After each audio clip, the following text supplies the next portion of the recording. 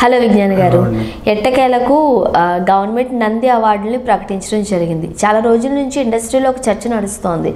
So ఎందుకు government Nandi అవార్డుని ప్రకటించట్లేదు అన్నట్టు. ఎందుకంటే ఇండస్ట్రీలో ఎన్ని అవార్డ్స్ వచ్చినా నంది వస్తే మాత్రం అదొక పెద్ద విశేషంగా చెప్పుకుంటూ ఉంటారు, చాలా గొప్పగా ఫీల్ అవుతూ ఉంటారు కళాకారులు.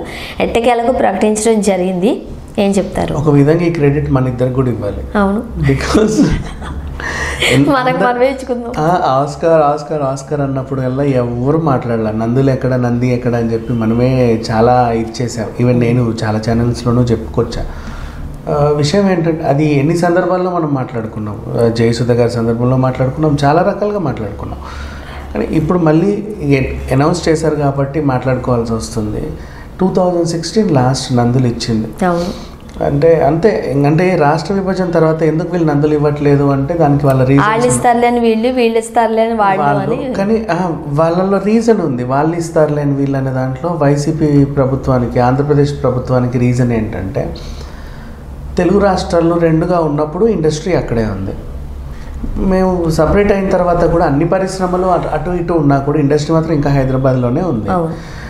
మీ స్టూడియోలన్నీ అక్కడే వేసుకుంటున్నారు, మీ సెట్లు అక్కడే వేసుకుంటున్నారు. మొన్న తగలబడిపోయిన ఆ సెట్ కూడా ఇక్కడే వేసారు, దాన్ని అక్కడ కూడా వేయొచ్చు కావాలంటే. అంటే వీళ్ళ ఉద్దేశం. ఎక్కువ షూటింగ్స్ అన్నీ చేసే రామోజీ ఫిలిం సిటీ ఇక్కడే ఉంది, అక్కడ ఏం లేదు. అక్కడ వాళ్ళకి ఉన్నా కూడా స్టూడియోలు ఉన్నా కూడా చేయట్లా ఎక్కువ. ఏదో ఓ ల్యాండ్ ఉంది మాకు కూడా, ఇది ఒక స్టూడియో, ఎప్పుడన్నా మేము ఏదో ఒకటి చేస్తాం అట్లా ఉంచండి అన్నట్టు పెట్టారు దాన్ని. అంటే ఒక ఫామ్ హౌస్ లాగా అయిపోయినాయి స్టూడియోస్ అక్కడ. ఎప్పుడో ఎవరో ఒకరు వస్తే తప్ప ఫామ్ హౌస్, గెస్ట్ హౌస్ లాగా. ఇక్కడ రెగ్యులర్గా షూటింగ్స్ అండ్ ఇక లేబర్, లైట్ మ్యాన్లు, కెమెరామ్యాన్లు, ఆ మ్యాన్లు, ఈ మ్యాన్లు, set property, production boys, assistants, వాళ్ళ అసిస్టెంట్లు, పర్సనల్ అసిస్టెంట్లు అన్నీ ఇక్కడే. అందరి హౌసెస్ అన్నీ కృష్ణానగర్, యూసుఫ్ కూడా, ఈ చుట్టూ ఇంకొంచెం అట్లా మణికొండ మొత్తం ఇక్కడే. అవునా? అండ్ ఇప్పుడు యూట్యూబ్ ట్రెండ్ నడుస్తుంది బాగా. యూట్యూబ్ ఛానళ్ళు కూడా ఇక్కడే పెట్టి వీళ్ళ స్టూడియోలు ఇక్కడే. అంటే రెంట్స్ అన్నీ తెలంగాణ గవర్నమెంట్కి వెళ్తున్నాయి, ట్యాక్సెస్ అన్నీ తెలంగాణ గవర్నమెంట్కే వెళ్తున్నాయి, ఫుడ్ బిజినెస్ తెలంగాణ గవర్నమెంట్కే, అన్నీ A to Z తెలంగాణ గవర్నమెంట్కే వెళ్తున్నాయి. వాళ్ళు లాభపడుతున్నారు, మాకేంటి ఒరిగింది అన్నట్లు ఉన్నాయి. అండ్ నెక్స్ట్ సినిమా రిలీజ్ కూడా హైదరాబాద్లోనే, ARTC క్రాస్ రోడ్ సంధ్యాలోనో, లేకపోతే సుదర్శన్లోనో, లేకపోతే ఇంకేంటో. అంతే తప్ప లీలామహల్ సెంటర్లో ఏమన్నా రిలీజ్ చేస్తున్నారు, లేకపోతే ఇంకా జగదాంబ సెంటర్లో ఏమన్నా రిలీజ్ చేస్తున్నారా? లేవు కదా, ఉన్నాయి థియేటర్స్ అటు కూడా. సో వాళ్ళకి అనిపించింది మొత్తం వీళ్ళంతా రెవెన్యూ అంతా హైదరాబాద్కే ఇచ్చేస్తున్నారు, తెలంగాణకే ఇస్తున్నారు. మేమెందుకు ఎక్స్ట్రా ఖర్చులు పెట్టుకొని హంగువార్ బట్టలు పెట్టి అవార్డులు ఇచ్చి చావాలి, మాకేంటి అవసరం. నంది అవార్డులు అంటే నందితో పాటు కొన్ని పారితోషికాలు కూడా ఇస్తారు, మనకు పద్మ అవార్డ్స్ లాగా. ఒక ఆస్కార్కే డబ్బులు ఇవ్వరు, మేము ఇచ్చిందే గొప్ప అని చెప్పి తీసుకో అని చెప్పి అవార్డు ఇస్తారు. కానీ వీళ్ళు ఏంటంటే బంగారు నంది, వెండి నంది, కాంస్య నంది, ఇట్లా నందులు ఉన్నప్పుడు వాటితో పాటు కవర్ కూడా ఇస్తూ ఉంటారు, చిన్న కవర్ కొంత పెట్టి.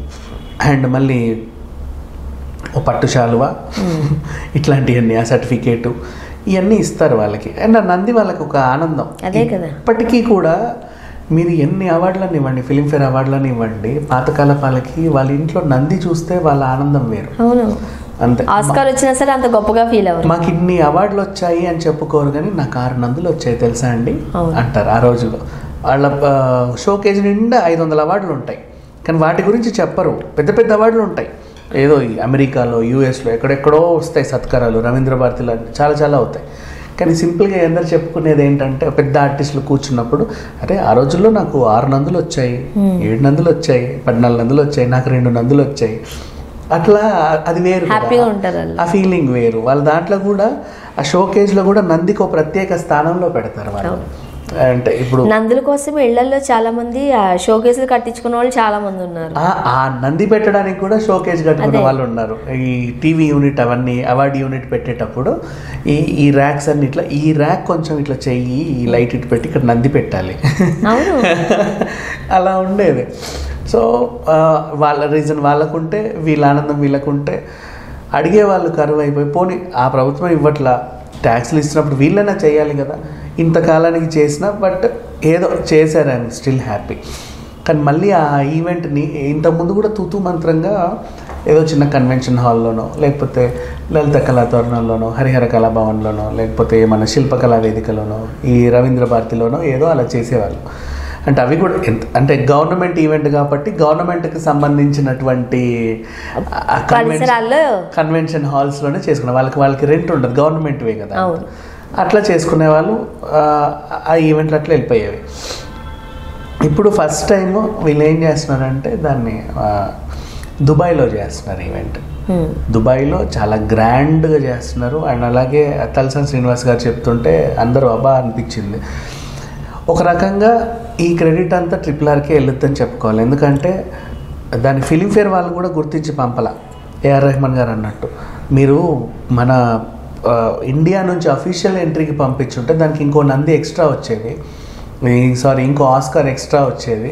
నాకు కూడా నోట్లో నందే వస్తుంది, ఇంకో ఆస్కార్ ఎక్కువ వచ్చేది. వాళ్ళు ఎక్కడెక్కడి నుంచో చేసుకోవడం వల్ల వాళ్ళకి ఏదో రకం గుర్తింపు వచ్చింది, ఇప్పటికైనా గుర్తించారు, సంతోషం అని చెప్పేసి ఆయనకు ఒక అసంతృప్తే వ్యక్తం చేశారు. ఇటు నుంచి ఎందుకు ఇవ్వట్లేదు అఫీషియల్ ఎంట్రీ? ఏవేవో పనికిరాని సినిమాలకి ఇస్తున్నారు, చెత్త సినిమాలకి ఇస్తున్నారు. ఆ సినిమాలకి మీకు నచ్చుద్దేమో కానీ ఆస్కార్ రావాలని రాసిపెట్టేం లేదు, మీరు అఫీషియల్గా పంపించుంటే ఇంకోటి వచ్చేదని చెప్పేసి అన్నారు. కానీ ఇప్పుడు నంది విషయానికి వస్తే అట్లీస్ట్ ఆ అవార్డులు వచ్చేసరికి వీళ్ళు గుర్తిస్తున్నారు ఇప్పుడైనా. అంటే ఒక రకంగా మొన్న న్యూయార్క్ సినీ క్రిటిక్స్ అవార్డు అని, తర్వాత గోల్డెన్ గ్లోబ్ అవార్డు అని, తర్వాత ఇంకేదో అవార్డు అని, ఆ అవార్డు ఈ అవార్డు ఇవన్నీ వస్తుంటే అవార్డ్స్ మీద జనాలకు ఉన్న క్రేజ్ ఇంత ఉంది. అంటే ఇచ్చిన వాడే కాదు, ఒకప్పుడు ఇచ్చిన వాళ్ళే ఆనందపడేవాళ్ళు, ఇప్పుడు చూసే వాళ్ళకు కూడా బాగా క్రేజ్ వచ్చేసరికి ఇక నుంచి మనం దీన్ని ప్రకటిద్దామని ఒక నిర్ణయాన్ని తీసుకొని 2 అడుగులు ముందుకేసి ఎప్పటికి కూడా డెసిషన్ తీసుకోకపోతే గవర్నమెంట్ మీద చాలా విమర్శలు వచ్చే అవకాశం కూడా లేకపోలేదు. ఇప్పటికీ 7 ఏళ్ల తర్వాత మొత్తానికి ఇస్తున్నారు, సంతోషం. అండ్ దాన్ని మళ్ళీ ఆ లెవెల్ గుర్తింపు రావడానికి ఇప్పుడు ఒక సైమాకున్న గుర్తింపు కూడా నందికి లేదు. ఇప్పుడు వాళ్ళు ఏదో నంది అవార్డు అంటే అప్పట్లో ఇచ్చేవాళ్ళంటే ఇప్పుడు మళ్ళీ ఇస్తున్నారంటే అనుకోకుండా దానికి మళ్ళీ ఆ గుర్తింపు తేవడానికి దుబాయ్లో గ్రాండ్గా చేస్తున్నారు. ఇక్కడ మళ్ళీ ఇంకో విమర్శ ఉంది, దుబాయ్లో గ్రాండ్గా చేస్తున్నారు, అంత ఎందుకు ఇక్కడే చేయొచ్చు కదా. ఇప్పుడు వీళ్ళు ఏంటి, అందరికి ఫ్లైట్ టికెట్లు వేసుకొని వెళ్ళడం అండ్ హోటల్స్ అకామిడేషన్స్ ఇవన్నీ ఒక భారీ ఖర్చు అయిపోయింది కదా. ఈ ఖర్చు అంతా హైదరాబాద్లోనే పెడితే ఆ రెవెన్యూ కూడా మనకే వస్తుంది కదా. అట్లీస్ట్ మన ఇండియాలో ఎక్కడన్నా చేసుకోవచ్చు కదా. ఎంత కాదనుకున్నా వాళ్ళకి కావాల్సింది ఒక డబ్బా, ఆ డబ్బాలోనే కూర్చోవాలి. అది దుబాయ్లో ఉందా, ఇండోనేషియాలో ఉందా, పసిఫిక్ సముద్రం లోపల ఉందా, ఎవరికి తెలియదు. అంతే కదా, వచ్చి జస్ట్ ఆ మెట్లు దిగేసి ఆ కుర్చీలలో కూర్చొని అవార్డులు స్టేజ్ మీద అవార్డు తీసుకొని రావడమే. ఆ డబ్బా ఎక్కడైతే ఏముంది, అక్కడ ఖర్చు ఎక్కువే. సరే ఫోన్లో ఏదో గుర్తింపు తెద్దామని చెప్పి వీళ్ళు ఇలా చేస్తున్నారని చెప్పేసి కూడా అట్లీస్ట్ గుర్తించారు. మళ్ళీ విమర్శలు ఎందుకని కూడా అనవసరం, మళ్ళీ ఏమన్నా అంటే ఇచ్చేది కూడా ఇవ్వకుండా పోతారేమో చాలా మంది ఆ రకంగా ఎందుకులే అనుకుంటున్నారు.